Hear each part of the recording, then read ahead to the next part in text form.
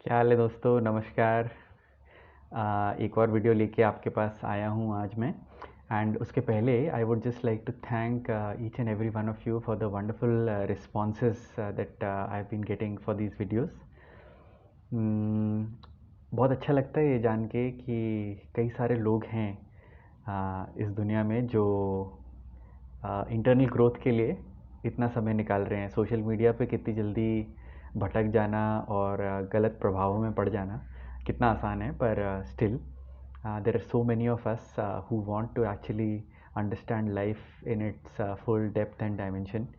तो it's wonderful, thank you so much again. एक बहुत इम्पॉर्टेंट चीज़ थी जिसके बारे में मैंने हमेशा सोचा था कि शेयर करूँगा, और जब हमारे फिज़िकल प्रोग्राम्स होते हैं तो वहाँ पे ये शेयर करने का अपॉर्चुनिटी भी मिली है। पर इस यूट्यूब और इस सोशल मीडिया के माध्यम से मुझे लगा कि इसे हम और लोगों तक पहुँचा सकते हैं। So this is about volunteering या सेवा।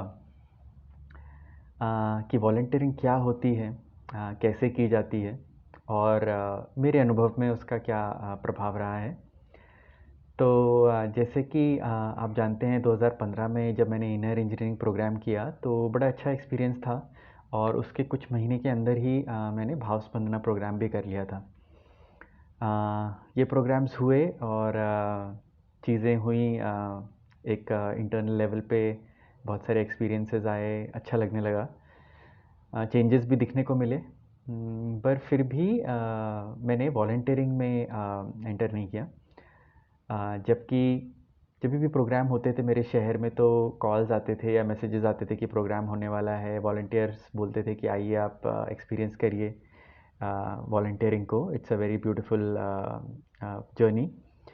पर शायद मेरे हेजिटेशन था, रिजर्वेशन था कि मैं शायद किसी को जानता नहीं हूँ या मैं कैसे टाइम निकालूंगा, इतने सारे लॉजिक का मेरा मन दे देता था कि मुझे नहीं करनी है।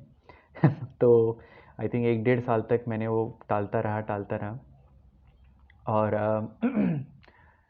उसके बाद कुछ ऐसा हुआ, I think rally for reverse हुआ था 2017 में, जहाँ सतगुरु बाइक राइड कर रहे थे to inspire and awaken people about the dying condition of our reverse.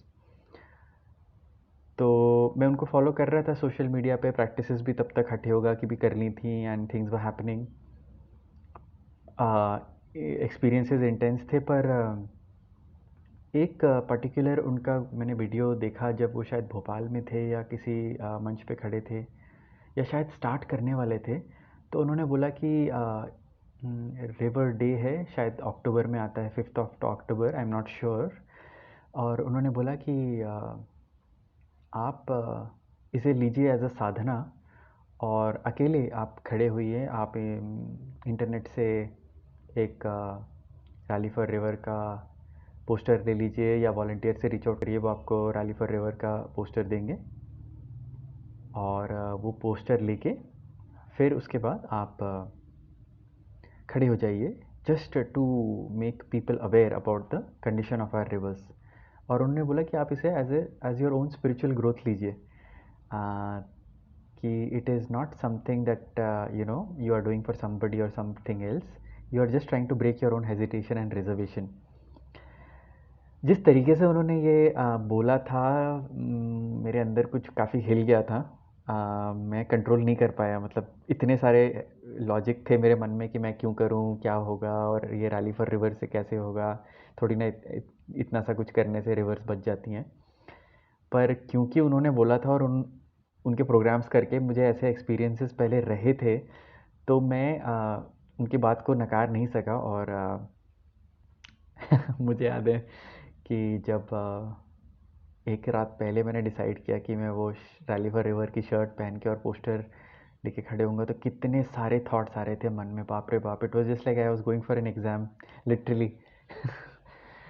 इतनी टेंशन, कोल्ड स्वेट कि मैं कैसे करूँगा, क्या करूँगा, कहाँ खड़े होऊंगा, लोग क्या बोलेंगे। और फिर मैं डिसाइड नहीं कर पा रहा था कि मुझे कहाँ खड़े होना चाहिए। And then finally something within me just said कि just go there and just be there, do it as a sadhana, don't think too much about it. सोचते सोचते ज़िंदगी निकल जाएगी।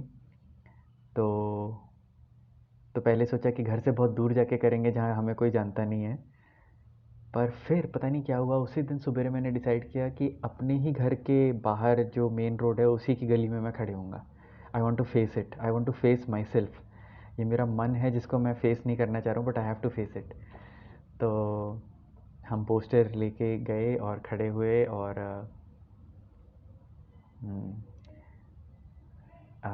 कुछ अद्भुत ही हो गया था उस पर्टिकुलर साधना में। मतलब मेरे अंदर की बहुत सारे चीज़ें ऐसे मुझे लगी कि टूटती चली गई, और बहुत अच्छा एक्सपीरियंस रहा। बहुत सारे लोगों से मुलाकात भी हुई, अलग अलग लोगों ने अलग अलग चीज़ें बोली। पर मेरा एक्सपीरियंस जो था, जब मैं वापस आया और जब मैंने बैठा, तो मेरी आंखों से आंसू आ रहे थे, बिकॉज़ पता नहीं इतना ग्रेस फ्लो कर रहा था। इट वाज लाइक मैंने अपनी लिमिटेशन तोड़ी। It was the most beautiful feeling. बहुत अच्छा लगा।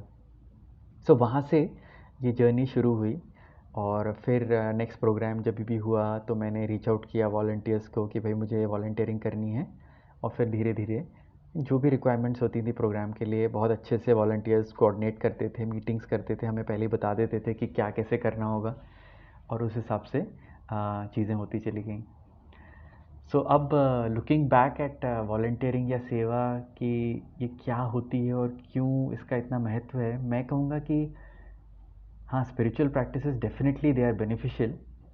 पर जो भी ये प्रैक्टिसेस हैं, इनका एक लेवल तक, एनर्जी लेवल तक तो शायद काम कर जाता है, पर जो मेंटल स्ट्रक्चर्स हमने बना रखी हैं, हमारी लाइक्स, हमारी डिसलाइक्स, हमें कैसे किन लोगों के साथ बात करना अच्छा लगता है, क्या काम करना अच्छा लगता है, क्या काम करना अच्छा नहीं लगता है, तो ये सारी चीज़ें जो हैं तोड़ने में वॉलंटियरिंग का बहुत बहुत बड़ा योगदान रहता है। क्योंकि रोज़मर्रा के जीवन में जिससे हमें बात नहीं करनी है, शायद हम उसे किसी तरीके से अवॉइड कर जाते हैं। जो काम हमें नहीं अच्छा लगता है उसे हम कोई बहाना मार के छोड़ देते हैं।